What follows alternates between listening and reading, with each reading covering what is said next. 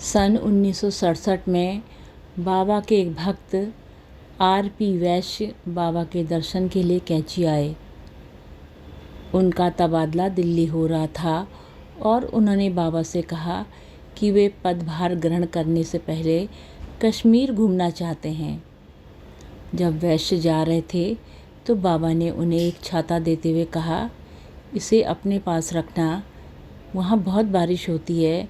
वैश्य ने छाता लेने में संकोच किया और कहा, मेरे घर पर छाता है बाबा, ये यहाँ आश्रम में बहुत से लोगों के काम आ जाएगा। बाबा ने उसकी बात अनसुनी कर दी और उन्हें फिर से अपने पास रखने को कहा।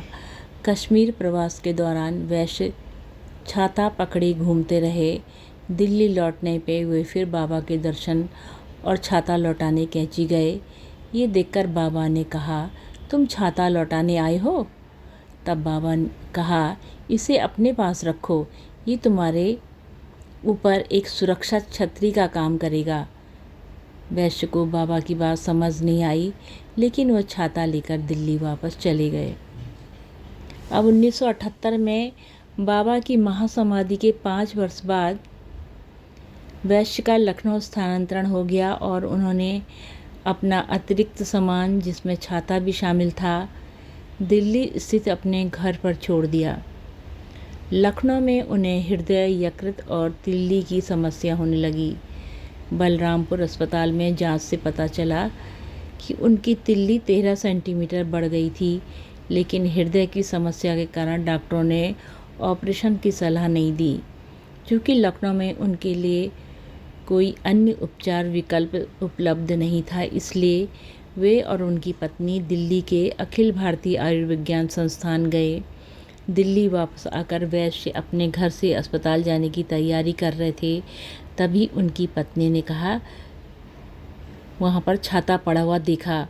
उनके मन में विचार आया कि बाबा द्वारा भेंट किए गए छाते को हमेशा अपने पास न रखने से वे बाबा की सुरक्षा से वंचित हो सकते थे। जून के तपते महीने में श्रीमती वैश्य अपने पति को अस्पताल ले गई और छाता उनके तकिए के नीचे छिपा दिया। वैश्य जी की एक बार फिर गहन जांच की गई कि तिल्ली अभी भी 13 सेंटीमीटर बढ़ी हुई थी। डॉक्टर ने उन्हें बताया कि उसे 6 महीने तक अस्पताल में रहना होगा और इस बात पर भी सहमत हुए कि उनकी हालत में तिल्ली का ऑपरेशन करना उचित नहीं है। उन्हें इलाज के लिए दवाओं पर निर्भर रहना होगा।